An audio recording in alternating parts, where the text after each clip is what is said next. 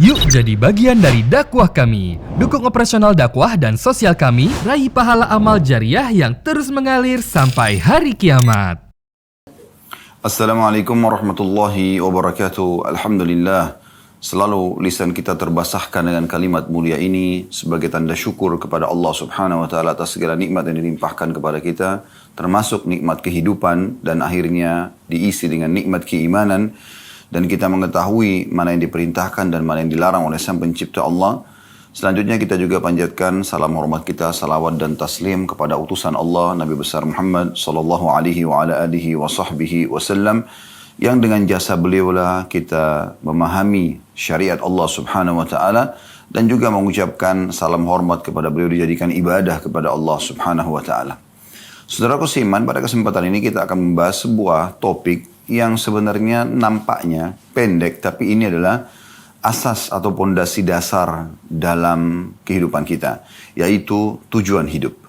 Saudaraku seiman, kita bisa buka bersama-sama di awal acara kita ini surah Az-Zariyat. Ini biar Al-Quran yang menjawab judul kita ini supaya lebih jelas, dan dari situ insya Allah kita akan jabarkan panjang lebar. Surah Az-Zariyat, surah nomor 51 di ayat 56-nya.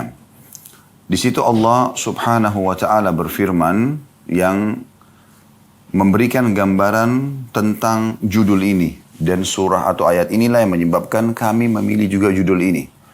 Allah berfirman, "Wa ma khalaqtul jinna wal insa illa liya'budun." Aku tidak ciptakan jin dan juga manusia kecuali untuk mengabdi, menyembah, patuh kepadaku. Jadi teman-teman sekalian, sebagai seorang muslim, kita sudah yakin tentang makna kalimat la ilaha illallah. Tiada Tuhan yang berhak disembah kecuali Allah. Artinya, teman-teman semua melihat, mengarahkan pandangan matanya ke langit, semua yang dijangkau oleh mata kita di sana, dari burung yang terbang, pergantian siang malam, hujan yang turun, awan, bintang-bintang, atau yang tidak terjangkau oleh mata kita. Mungkin kecanggihan teknologi manusia sampai di hari kita sekarang masih belum bisa menjangkau jenis-jenis bintang tertentu di langit sana. Jadi ada yang belum nampak gitu ya. Kemudian juga di bumi, apapun yang nampak, seperti misalnya yang nampak seperti manusia, kita sendiri ya, manusia ini sendiri. Dari beragam macam paras wajah, postur tubuh, kemudian bahasa, kebiasaan, ya, tradisi, dan populasi manusia, interaksi satu sama yang lain di antara mereka. Kemudian juga tumbuh-tumbuhan, dari rumput yang kecil sampai pohon beringin yang besar, dengan beragam macam bentuknya, ya, sifat-sifatnya. Kemudian juga hewan-hewan dengan berbagai macam jenisnya, nampak dengan jelas di depan mata kita. Apalagi dengan teknologi yang ada sekarang, kita bisa melihat semua jenis hewan yang ada di hutan, di lautan, diangkat, divideokan, dan kita bisa melihat mereka semua. Walaupun mungkin belum semua terjangkau, tapi kita bisa lihat dari semut yang kecil sampai gajah yang besar, dari ikan yang kecil sampai ikan yang besar, dari burung-burung yang kecil sampai burung yang besar. Jadi semua bisa nampak. Kemudian juga air, ya, yang kita bisa gunakan setiap harinya, api, udara, ya. Ada juga yang tidak nampak dengan mata kita. Udara pun termasuk yang tidak nampak, ya. Yang tidak nampak seperti misalnya, ya, jin, manusia, partner daripada manusia yang Allah ciptakan, tapi memang manusia Allah tidak nampakkan pada manusia. Kemudian semua perasaan-perasaan yang kita rasakan, rasa suka, rasa sedih, ya, senang, ya, gembira, ngantuk, ya, lapar, haus, semua ini tidak nampak, tapi kita bisa rasakan, ya. Semua itu, teman-teman sekalian, kembali kepada satu makna atau satu kalimat, masuk dalam satu kalimat yang selama ini umat Islam selalu ikrarkan dan juga yakini. Bahkan dengan kalimat ini seseorang bisa dianggap masuk ke dalam agama Islam, yaitu la ilaha illallah. Tiada Tuhan yang berhak disembah kecuali Allah. Artinya semua di langit, dijangkau oleh tidak dijangkau oleh mata kita, semua di bumi, semua di kedalaman lautan, dijangkau oleh tidak dijangkau oleh mata kita, kata kuncinya tidak ada penciptanya, tidak ada pemiliknya, tidak ada yang mengurus, tidak ada yang mengawasi, kecuali Allah subhanahu wa ta'ala. Oleh karena itu seorang muslim selalu kembali kepada satu Tuhan ini. Ya, satu Tuhan ini. Dan kita sudah dipandu oleh Tuhan yang satu ini, Allah subhanahu wa ta'ala, dengan kemahaadilannya di dalam syariat yang diturunkan oleh Allah melalui para nabi, dan kita sekarang di masa Nabi Muhammad SAW dalam Al-Quran. Sehingga dipandulah bagaimana kita mengenal Allah subhanahu wa ta'ala. Mayoritas ayat Al-Quran berbicara tentang pengenalan Allah subhanahu wa ta'ala dan juga apa yang Allah subhanahu wa ta'ala inginkan. Ya. Maka kita jadi tahu Allah perintahkan kita ada yang wajib sholat, zakat, puasa, kemudian haji, ya, bakti sama orang tua, gitu kan. Ini semua yang wajib-wajib dan disebutkan tentang keutamaannya. Orang kalau sholat dapat apa, orang kalau zakat dapat apa, ya, orang kalau haji dapat apa. Semua disebutkan, bakti sama orang tua dapat apa. Begitu juga dengan amalan-amalan sunnah. Nah, amalan-amalan sunnah. Jadi sholat sunnah, puasa sunnah, semua ini dengan semua keutamaannya, gitu kan? Ada keutamaan-keutamaannya.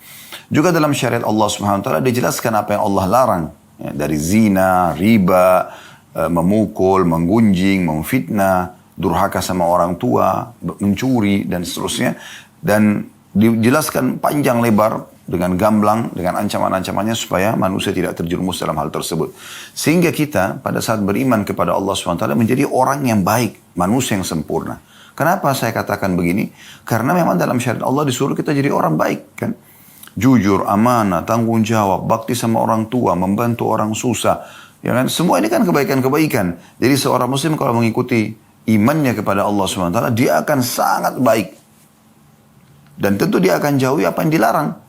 Dusta, mencuri, memukul, mengganggu orang lain, ya, menggibah, memfitnah, dan segala macam hal. Ya. Maka seorang muslim yang beriman kepada Allah akan terkontrol hidupnya, ya, akan teratur rapi, kan gitu. Nah, teman-teman sekalian, apa yang kami paparkan tadi ini adalah tujuan hidup kita. Jadi, kalau seandainya ada seseorang yang bertanya, apakah memang saya diciptakan untuk sholat? Jawabannya iya. Apakah saya diciptakan untuk puasa Ramadan? Iya. Apakah saya diciptakan untuk mengerjakan haji ke Baitullah? Iya. Apakah saya diciptakan untuk mengeluarkan zakat? Iya. Apakah saya disuruh bakti sama orang tua? Apakah saya disuruh jujur? Apakah disuruh amanah? Apakah saya disuruh bantu orang susah? Jawabannya iya. Itu tujuan hidup kita. Allah subhanahu wa ta'ala dalam surah Az-Zariyat tadi menyebutkan tujuan kita hidup di sini untuk itu. Tidak ada tujuan lain. Tidak ada tujuan lain. Ini kita kerucutkan tema bahasan kita ini ke poin ini, teman-teman sekalian.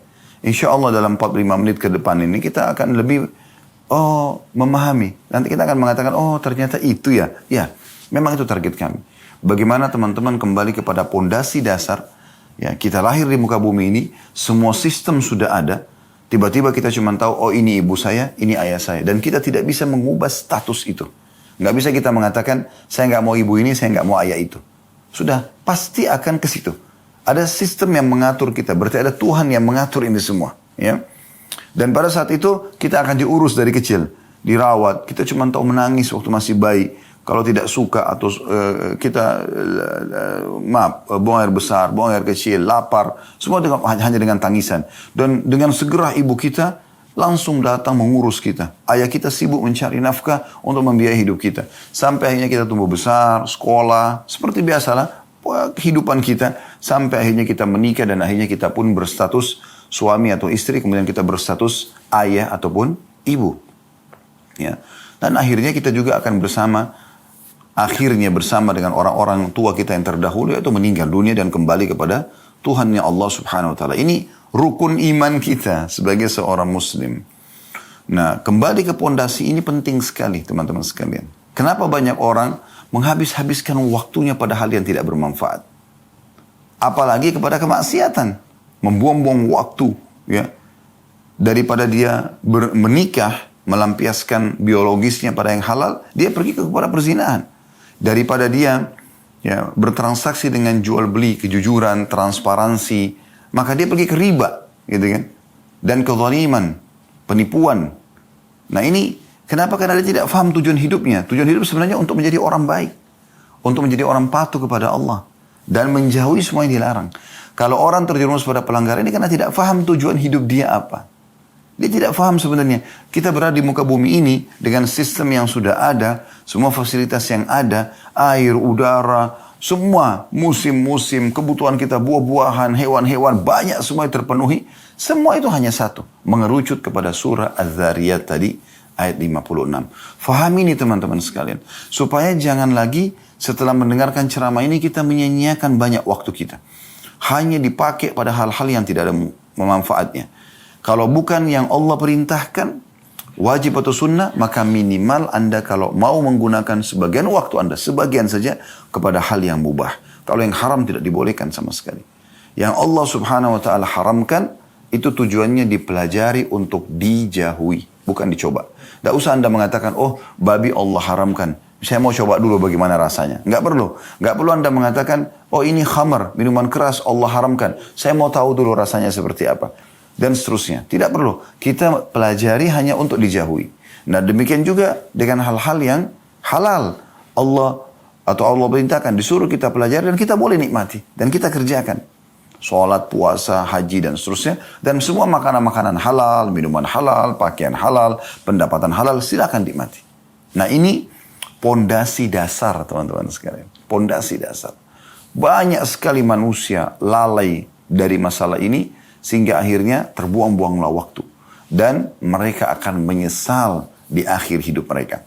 Teman-teman bisa lihat, kita buka juga pelengkap daripada bahasan kita, Al-Quran. Silakan buka di aplikasi handphone Anda. Surah Al-Mu'minun. Surah nomor 23, ayat 99. Ya. Sekali lagi, Surah Al-Mu'minun, surah nomor 23, ayat 99. Di situ Allah subhanahu wa ta'ala menjelaskan tentang bagaimana nanti orang-orang yang tidak mengetahui tujuan hidupnya, mereka kufur kepada Allah subhanahu wa ta'ala, mereka menghabiskan waktunya selama di dunia yang sangat terbatas, 60-70 tahun setelah itu mereka akan meninggal juga. Sebagaimana para penghuni kuburan, kalau Anda lewat di kuburan, Anda akan lihat itu adalah gundukan tanah dan juga batu nisan. Tapi sadar gak kita, kalau di dalamnya ada manusia seperti kita, bahkan mungkin lebih cantik, lebih gagah, lebih kaya, lebih berprestasi, tapi toh juga masuk ke dalam kuburan. Bukan cuma mereka, para nabi-nabi pun merupakan utusan Allah juga masuk ke dalam kuburan. Mereka dikuburkan. Kita pun akan seperti itu. Jangan nanti di saat malaikat maut datang, mencabut ruh kita, dan kita sudah dibungkus dengan kain kafan, dimandikan oleh orang-orang terdekat kita yang kita tidak bisa memprotes mereka sama sekali. Mereka tinggal membungkus kita lalu membawa kita ke kuburan. Dan sesuai dengan sabda Nabi SAW, kalau anak Adam meninggal dunia akan ikut ke kuburan 3. Akan ikut keluarganya, akan ikut hartanya, dan akan ikut amalnya. Serta akan pulang 2. Yang pulang adalah keluarganya. Secinta-cinta Anda kepada suami, secinta-cinta Anda kepada istri, secinta-cinta Anda kepada anak, anak kepada orang tua, dan siapalah sahabat dengan sahabatnya, mereka paling lama di atas liang lahat itu setengah jam. Setengah jam, mungkin 1 jam paling lama. Tidak akan pernah ada seorang ibu pun yang sangat cinta dengan anaknya, ayah cinta sama anaknya, suami atau istri cinta satu sama yang lain, atau sahabat sama sahabatnya nginap di kuburan itu, tidak ada. Sudah menjadi sistem yang Allah buat, pasti mereka pulang. Walaupun mereka sedih, tapi mereka tidak akan temani kita di sana. Yang kedua, harta. Semewah apapun mobil yang teman-teman miliki, hanya akan parkir di pagar kuburan. Tidak akan masuk ke liang lahat. Juga kalau mobil Alphard Anda, Ferrari Anda dimasukkan ke liang lahat, mau diapakan? Mobil nggak dipakai di kuburan. Kan gitu. Maka semua ini akan pulang. Kerabat Anda akan beraktivitas mengisi sisa umur mereka, tinggal mereka lakukan isi dengan kebaikan atau keburukan, itu tergantung. Kemudian harta Anda akan dibagi menjadi warisan. Yang tinggal bersama Anda apa? Yang ketiga, yaitu amal. Nah yang selama ini teman-teman tidak fahami tujuan dari hidupnya, untuk sholat, untuk puasa, untuk segala macam, di saat itu mereka menyesal. Coba seandainya. Nah perhatikan tadi surah Al-Mu'minun kita bacakan, ya. Allah subhanahu wa ta'ala berfirman, Qala rabbirji'un. Orang-orang nanti yang kafir, ya, yang kufur kepada Allah, orang-orang yang tidak pernah mengisi dengan amal saleh, ya, Mereka tidak tahu tujuan hidupnya, foya-foya saja. Tiap hari mabuk-mabukan, kumpul-kumpul tidak ada manfaatnya. Tidak ada hasilnya, tidak ada detik-detik yang Allah berikan diisi dengan ibadah. Ya, yang merupakan tujuan dasar tadi surah Az-Zariyat. Dia mengatakan, Qala Rabbi rji'un, ya Allah kembalikan aku. Gitu kan. Mereka baru engah di saat malaikat maut sudah depan mata mereka sudah tinggal dicabut ruhnya, baru mereka mengatakan, wahai Tuhanku kembalikan aku. Hati-hati teman-teman, jangan Anda menjadi orang yang disebutkan dalam surah Al-Mu'minun ini. Itu 99-nya. Ayat 100-nya Allah mengatakan, untuk apa mereka minta kembali? Apakah mereka mau kembali ke restoran favoritnya untuk makan makanan kesukaannya? Apakah mereka kembali untuk kumpul lagi dengan pasangan hidup dan anak-anaknya? Apakah mereka minta kembali untuk meeting bisnis yang miliaran? Apakah mereka kembali untuk mengatur sebuah program-program yang mungkin ya, atau mengaplikasikanlah program yang sudah mereka susun tapi belum sempat dijalankan? Tidak sama sekali. Ya. Mereka mengatakan, la'alli a'malu salihan fima tarakt. Semoga saja di saat engkau kembalikan aku, hai Tuhanku, ya, ke dunia, jangan mati dulu, gitu kan? Agar aku bisa beramal saleh, apa yang aku tinggalkan. Perhatikan, jadi ini tujuan hidup sebenarnya. Di saat kematian baru dia sadari.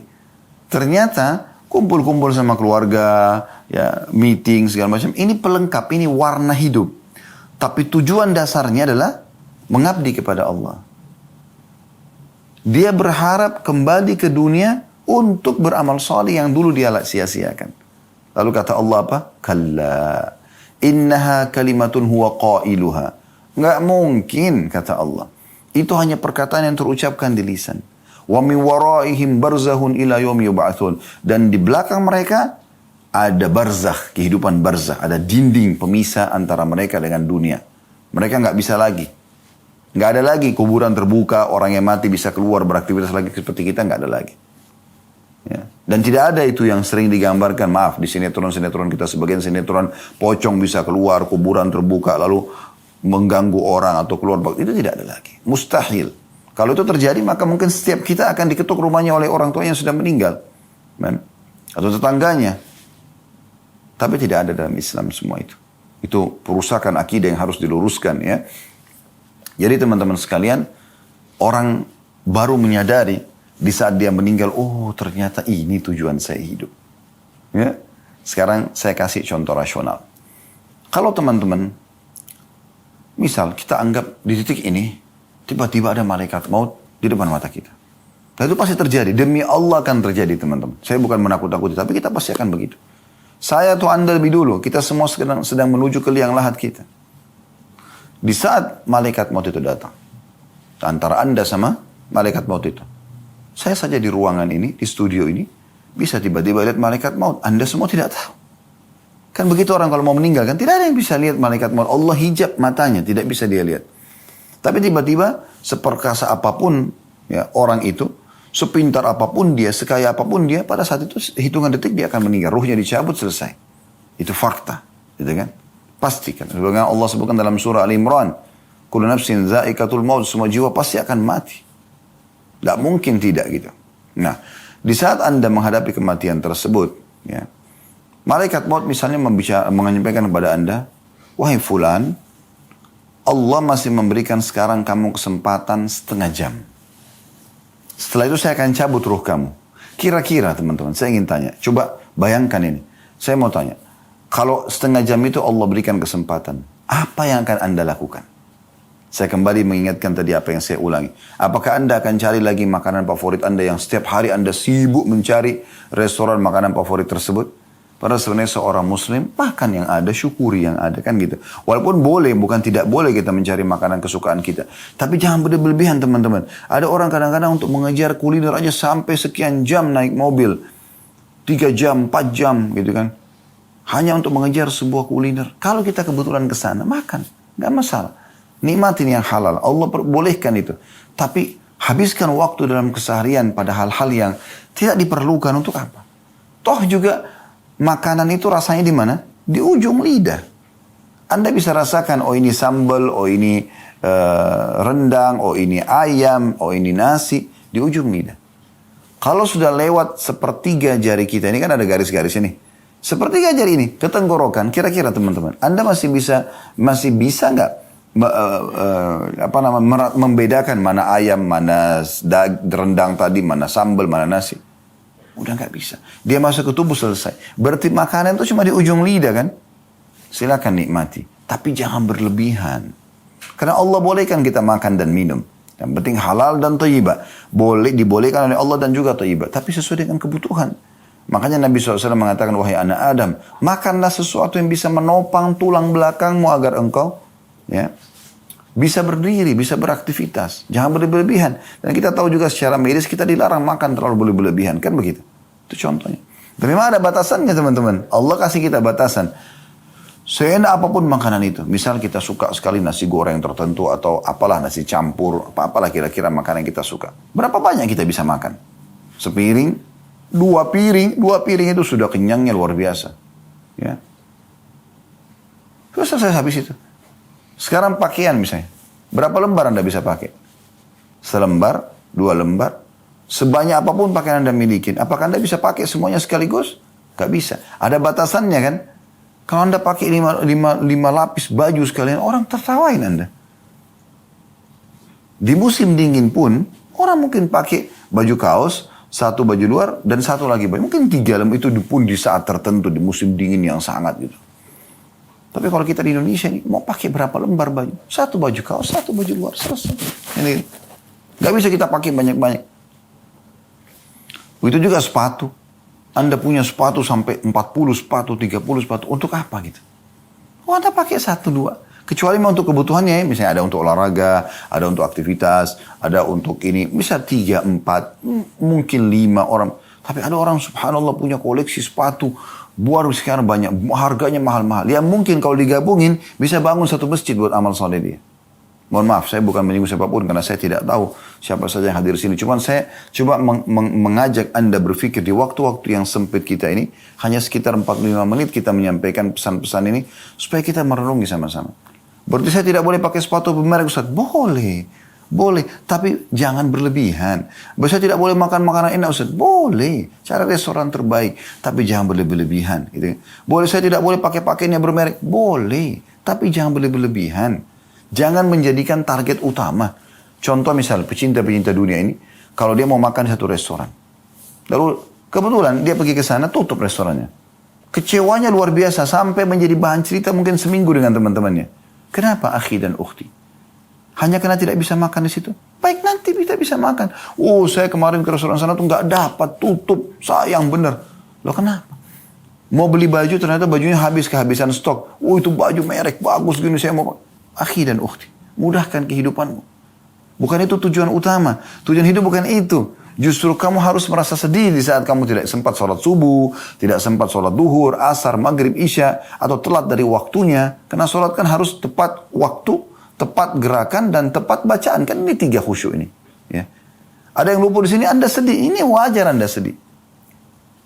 Bayangkan teman-teman, Nabi SAW mengatakan, rak'atai fajr khairu minad dunya wa ma fiha. 2 rakaat sholat sunnah fajr lebih baik daripada dunia dan seluruh isinya. Coba, itu nilai.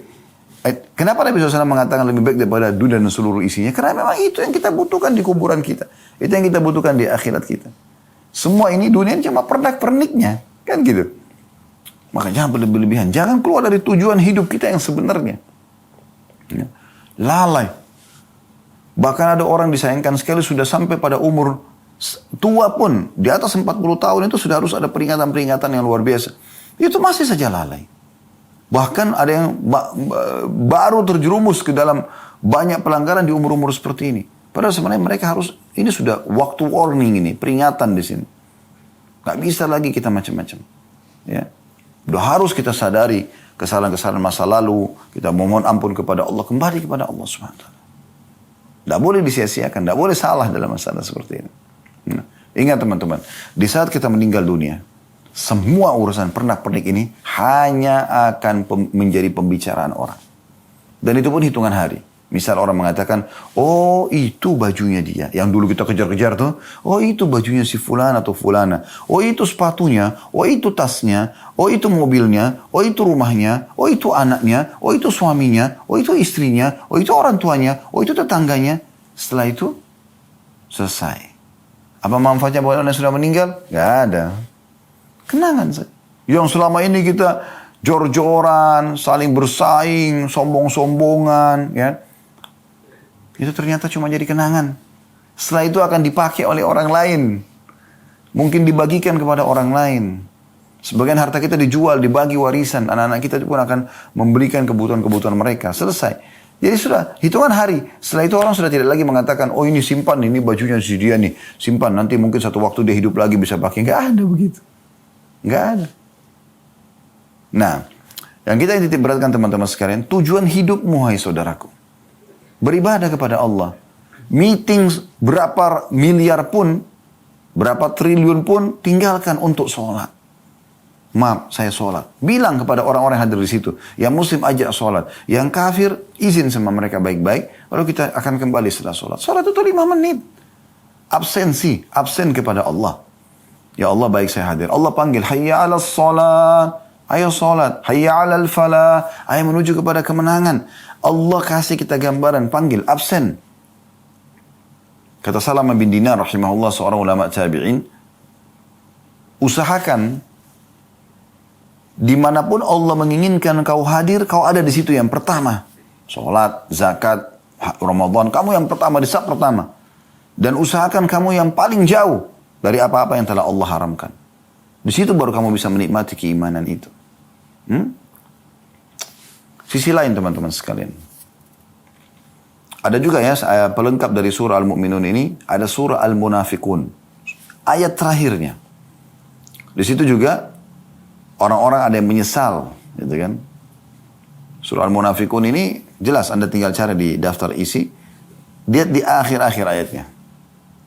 Allah mengatakan wa anfiqu mimma razaqnakum min qabli an ya'ti ahadakumul maut fayaqula rabbi laula akhartani ila ajalin qaribin fa asaddaq wa aku minas salihin. Kata Allah SWT, infakkan, segera keluarkan harta-hartamu di jalan Allah Subhanahu wa taala sebelum datang kepada seseorang dari kalian kematian. Lalu dia berkata pada saat itu, wahai Tuhanku, terlambatkan beberapa saat dulu kematianku. Untuk apa? Untuk makan makanan favorit, untuk kumpul sama teman-teman, untuk biologis dengan pasangan? Nah. Fa'as-saddaq, agar aku bisa bersedekah. Wa aku minas salihin, dan aku menjadi orang-orang saleh. Tapi Allah mengatakan, wa la yuakhirallahu nafsan idza ja'a ajaluha. Allah khabirun bima ta'malun. Allah tidak akan pernah menerlambatkan ajal seseorang kalau datang, dan Allah akan memberitahukan apa yang kalian kerjakan. Akhir surah Al-Munafikun. Ini pelengkap tadi, yang surah Al-Mu'minun ayat 99 sampai tadi 101 gitu kan. Jadi teman-teman sadari poin ini. Tujuan kita mengadakan Zoom, taklim Zoom ini pada waktu ini, dan Anda pun meluangkan waktu, saya meluangkan waktu, mungkin kita punya aktivitas yang lain. Semua tidak ada lain kecuali untuk menyadari tujuan hidup kita apa. Dan tidak ada yang bisa menyelamatkan diri kita kecuali kita sendiri teman-teman sekalian. Allah Subhanahu wa taala mengingatkan dalam Al-Qur'an, "Innallaha la yughayyiru ma biqaumin hatta yughayyiru ma bi anfusihim." Allah tidak akan mengubah nasib satu kaum sampai mereka mengubah nasib mereka sendiri. Kalau Bapak Ibu tidak segera menyelamatkan dirinya, menyadari masalah ini, maka pastikan teman-teman sekalian kalau Anda akan menyesal nanti di akhir ajal nanti. Dan ingat teman-teman, jangan pernah bangga dengan amal soleh yang pernah kita kerjakan. Oh, saya sudah sekian kali haji, sudah sekian kali umrah, umur saya sudah sekian puluh tahun, saya sudah berapa kali sholat, ya saya sudah bakti sama orang tua saya. Jangan pernah berbangga dengan itu. Karena Anda tidak pernah tahu apakah itu sudah diterima dengan pahala sempurna atau tidak. Oleh karena itu kita selalu disuruh berbuat amal soleh setiap hari selama ajal kita belum datang. Kenapa teman-teman kita selalu sholat tiap hari? Kenapa kita selalu baca bismillah setiap kali mau makan dan minum? Kenapa enggak sekali seumur hidup saja? Karena memang kita butuh memperbanyak amal soleh tersebut, dan kita bersaing di situ untuk mendapatkan derajat tertinggi di surga nanti, di akhirat nanti.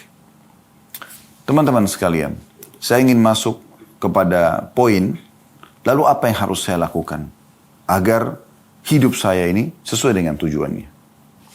Yang pertama, teman-teman sekalian, bersyukur kepada Allah Subhanahu wa taala atas nikmat kehidupan yang Allah berikan ini. Dan syukur caranya adalah dengan menggunakan nikmat kehidupan ini pada ketaatan kepada Allah. Nah itu bentuk syukur. Dan tidak masuk akal teman-teman sekalian orang yang bersyukur kepada Allah dia gunakan untuk bermaksiat. Kan gitu. Anda kalau diberikan kebaikan, ada jasa dari seseorang yang lain, tidak masuk akal kalau Anda balas dengan kejahatan kan. Harusnya Anda balas dengan kebaikan. Ya, Anda berterima kasih pada dia, Anda memuji-muji dia, Anda membalas mungkin ya dengan kebaikan-kebaikan. Nah, tanpa menyamakan Allah dengan makhluknya, kita harusnya begitu. Tanda syukur kita kepada Allah harusnya kita gunakan di atas ketaatan kepada Allah Subhanahu wa taala. Ada statement yang menarik ya dari Ibnu Qayyim rahimahullah. Beliau mengatakan asyukur zuhur athar ni'matillahi ala lisan 'abdihi thana'an wa'tirafan.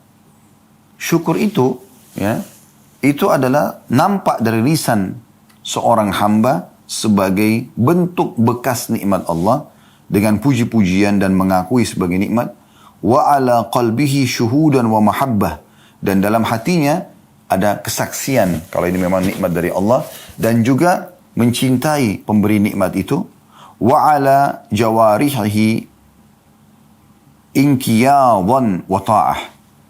Dan anggota tubuhnya itu menunjukkan tentang bagaimana dia tunduk dan patuh kepada Allah Subhanahu wa taala. Jadi tidak masuk dalam syukur itu teman-teman kalau orang itu justru melakukan kemaksiatan kepada Allah. Dan sederhana. Teman-teman faham nggak atau sadari nggak? Maaf saya bukan menggurui. Kalau ibadah itu punya kenikmatan. Dulu di majelis ilmu seperti ini dengarkan ceramah itu punya kenikmatan.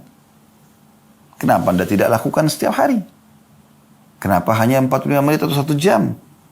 Tentu waktu kita sekarang segitu. Tapi Anda bisa ulangin kan? Di playlist YouTube kami, kalau Anda datang ke channel YouTube kami, Khalid Basarma Official, ada playlistnya. Setelah beranda, ya, ada home itu, kemudian ada playlist. Anda klik, ada 25 lebih ya, seingat saya kajian kitab di sana. Anda bisa privat bersama kami. Anda tinggal pilih kitab mana, ya. Dan kitab yang paling mahal itu 150.000 rupiah saja harganya, Minhajul Muslim. Itu 1000 lembar. Semua sudah kami bedah kecuali ya bab warisan saja. Anda bisa ikutin setiap hari Anda dengarkan. Hari Senin misalnya Anda jadwalkan untuk belajar Minhajul Muslim. Hari Selasa Anda ingin belajar hadis, ada Sahih Targhib Tarhib, ada Riyadhus Shalihin, ada Sahih Hadis Qudsi. Ada banyak pilihannya ya. Ada Bulughul Maram, itu fikih hadis ya. Kemudian juga hari Rabu misalnya Anda mau belajar ya, dosa-dosa besar, ada Al-Kabair. Sudah 140 lebih dosa-dosa besar yang kita sudah bahas gitu kan. Dari durhaka sama orang tua, berbuat syirik, membunuh, berzina, riba dan seterusnya. Banyak di situ Anda bisa dengarkan. Kurikulumkan sehingga nanti Senin depan Anda cuma kembali kepada Minhajul Muslim. Hari Selasa Anda cuma kembali kepada kajian kitab hadis. Ya, Selasa depan. Hari Rabu Anda cuma mendengarkan dosa-dosa besar. Hari Kamis misalnya Anda mau belajar masalah rumah tangga. Kami ada bedah buku Mahkota Pengantin. Ada juga bedah buku lanjutannya Begini dan Mendidik Anak dalam Islam. Kemudian hari Jumat misalnya Anda ingin mendengarkan sejarah Nabi. Ada 40 sekian, 50 sekian episode ya. Seingat saya. Kemudian juga ada serial-serial sahabat ya. Ada 40 lebih juga sahabat, biografi mereka, perbuatan amal-amal mereka, supaya kita mudah contohin gitu petuah-petuah mereka dan seterusnya. Misalnya hari Sabtunya misalnya Anda ingin belajar tentang contoh misalnya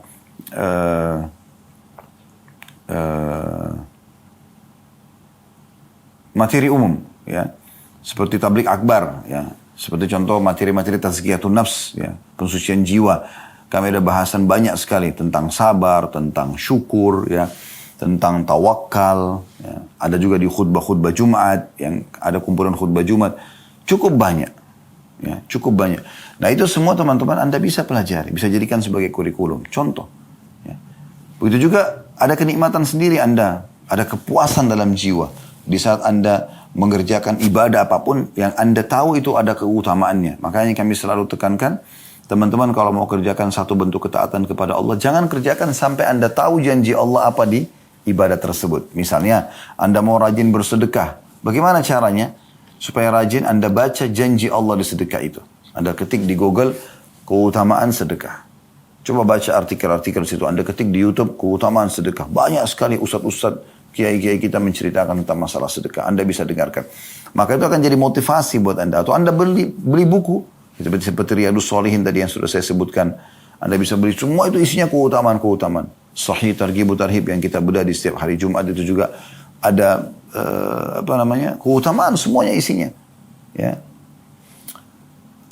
Kemudian Anda coba kerjakan setelah Anda tahu, oh saya dapat ini nih kalau saya sedekah. Saya dapat ini nih kalau saya sholat malam, kalau saya sholat duha. Maka Anda termotivasi untuk mengerjakan itu. Nah ini poin yang perlu untuk digarisbawahi ya. Jadi ini poin pertama saran kami, yaitu Anda bersyukur kepada Allah, dan syukur itu harus nampak teman-teman. Lisan kita selalu mengatakan Alhamdulillah. Ada yang mengatakan, oh rumahnya bagus bu ya pak ya. Alhamdulillah. Ini mobilnya bagus ya. Alhamdulillah. Oh Masya Allah. Masih cantik atau makin cantik, makin gagah. Alhamdulillah. Oh Masya Allah ada jabatan. Semua Alhamdulillah. Syukur kepada Allah. Karena memang itu tidak ada daya dan kekuatan kita kecuali dari Allah SWT. Bahkan kalau Anda mau, Anda ikuti dengan tawadhu, merendah. Anda mengatakan, iya Allah amanahkan kepada saya. Alhamdulillah Allah amanahkan rumah ini, Allah amanahkan mobil ini, Allah amanahkan anak-anak ini, Allah amanahkan suami atau istri ini, Allah amanahkan jabatan ini. Kita katakan begitu.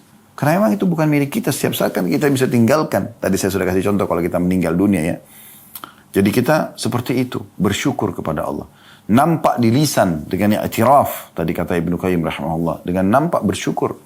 Kemudian di hati kita yakini memang oh ini nikmat Allah. Besarkan nikmat itu teman-teman walaupun kecil. Besarkan dia. Kita bisa hirup oksigen, ini sebuah nikmat yang besar. Dan yang kita bisa mendengar sebuah nikmat yang besar. Bahkan mohon maaf, Anda bisa buang air besar, mengeluarkan angin, buang air kecil. Nikmat Allah yang besar. Bayangkan banyak orang dirawat gara-gara tidak bisa buang air besar, tidak bisa buang air kecil. Terlalu banyak nikmat Allah yang melimpah. Ya, yang kadang-kadang manusia karena termudahkan depan mata dia, maka dia anggap remeh. Nah ini penting sekali teman-teman sekalian. Syukuri nikmat Allah subhanahu wa ta'ala. Yang kedua, yang harus Anda lakukan, ya, mulailah Anda membuat program-program ibadah Anda. Dan mulai dengan hal-hal yang wajib saja dulu. Tata sholat Anda. Sholat 5 waktu. Azan, nggak ada kegiatan lain. Sholat. Apapun konsekuensinya. Nggak, saya harus sholat. Karena ini kewajiban. Kalau bertemu antara hak wajibnya Allah dengan hak wajibnya makhluk, misalnya Anda mau sholat 5 waktu, ada panggilan suami bagi ibu-ibu, ada panggilan orang tua, itu juga wajib dalam agama Islam. Tapi karena bertemu dengan hak wajibnya Allah, harus kita dahulukan haknya Allah. Sholat dulu. Ada kalau lagi sholat biar dipanggil suami, dipanggil orang tua, nggak boleh kita batalin. Beda kalau hak Allah yang sunnah, sholat sunnah, bertemu dengan hak wajibnya makhluk. Misalnya Anda lagi sholat sunnah dipanggil oleh suami atau dipanggil oleh orang tua kita, boleh kita batalin sholat sunnah itu. Karena memang yang wajib kita dahulukan. Tapi kalau ketemu dengan yang wajib tidak bisa. Tata hidup Anda, ibadah Anda mulai dari yang wajib. Tingkatkan kualitasnya dan tingkatkan kuantitasnya bagi yang bisa ditingkatkan kuantitasnya. Ya, maaf, kuantitas di wajib ini tidak ada. Kualitas, nanti di sunnah itu ada.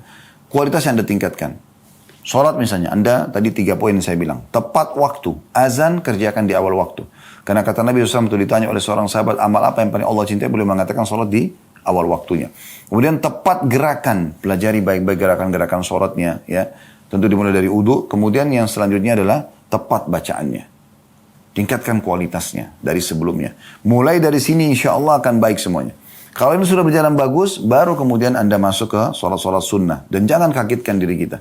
Sholat malam, atau sholat yang berdekatan dengan sholat wajib dulu deh. Sunnah rawatib, qobliyah, ba'diyah, ya. Mulai. Anda baca keutamaannya. Ya. Kata Nabi SAW, siapa yang menjaga 12 rakaat sehari semalam, maka Allah akan bangunkan baginya istana di surga. Kan gitu, ada sholat-sholat sebelum dan sesudah wajib. 2 rakaat sebelum subuh, ada 4 rakaat sebelum duhur, 2 rakaat sudah duhur, 2 rakaat setelah maghrib, 2 rakaat setelah isya. Itu 12 rakaat misalnya.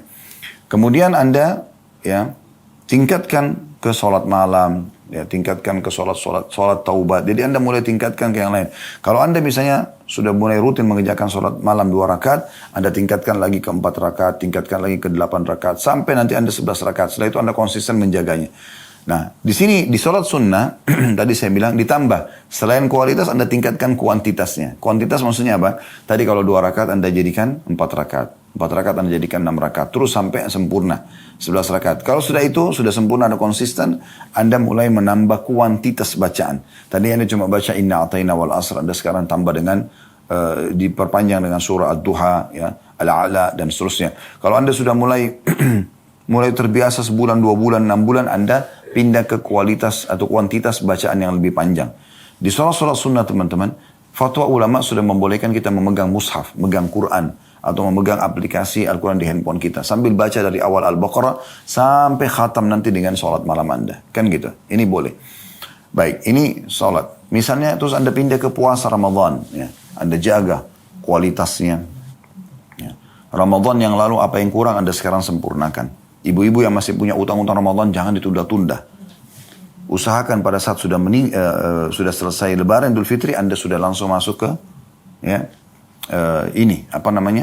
masuk ke kalau Anda sudah kerjakan puasa Ramadannya, Anda mungkin ada hal-hal yang utang Ramadan tadi, kalau Anda punya utang dulunya Anda suka tunda-tunda sampai menjelang Ramadan akan datang, sekarang Anda kerjakan lebih cepat, ya. Begitu selesai Lebaran Anda sudah langsung bayar utang Anda tanpa Anda utang, supaya kalau Anda meninggal tidak ada beban, gitu kan. Kemudian kalau sudah Anda mulai pindah ke puasa-puasa sunnah, Senin, Kamis, Ayyamul Bid, ya. Anda coba lakukan, tingkatkan. Ini harus Anda sendiri yang lakukan. Begitu juga dengan zakat, setahun sekali. Baik, ada zakat, ada sedekah. Kalau sedekah setiap hari kita dianjurkan. Ada haji, sekarang setahun sekali, ya kan? Dan ada umrah yang bisa kita kerjakan sepanjang tahun. Maka ini semua buat program hidup Anda, mulai dari yang wajib, kemudian Anda sempurnakan dengan yang sunnah. Yang ketiga teman-teman sekalian, jauhi semua kemaksiatan. Tutup semua keran-kerannya. Dimulai dari yang wajib. Dimulai maksudnya yang haram. Ya, dimulai dari yang haram. Ya, ini harus difahami baik-baik. Jadi, apapun yang haram Anda tinggalkan. Tidak boleh sama sekali Anda biarkan pintu terbuka. Masa lalu biarkan berlalu. Setelah taklim ini tidak boleh lagi. Begitu juga nanti kalau sudah Anda maksimal meninggalkan yang haram, Anda pindah ke yang makruh. Makruh pun jangan dikerjakan. Karena memang kedua hal ini dilarang dalam agama. Walaupun makruh tidak berdosa kalau dikerjakan. Tapi tinggalkan. Minum berdiri, makan berdiri, dan itu semua makruh hukumnya. Tapi usahakan tinggalkan supaya nanti lama-lama Anda kan menuju kepada kesempurnaan apa merupakan tujuan hidup Anda. Dan yang terakhir teman-teman, yang keempat, banyak berdoa kepada Allah Subhanahu wa taala. Banyak berdoa kepada Allah Subhanahu wa taala, dan ingat berdoa ini harus diikutkan juga dengan ada poin kelima sih ya. Setelah berdoa kepada Allah Subhanahu wa taala, yang kelima itu komunitas. Komunitas kita harus komunitas yang baik, yang sehat. Karena kalau kita berteman dengan 10 orang yang jauh dari agama, kita akan terpengaruh. Kita berteman dengan 10 orang penghafal Quran, kita juga akan terpengaruh. Jadi hati-hati. Hati-hati sekali. Kata Nabi SAW, Al-maru ala dini khalili. Seseorang sesuai dengan agama temannya atau lingkungannya. Falyandur ahadukum ila man yukhalil. Maka harus kalian melihat siapa yang kalian jadikan sebagai teman kalian.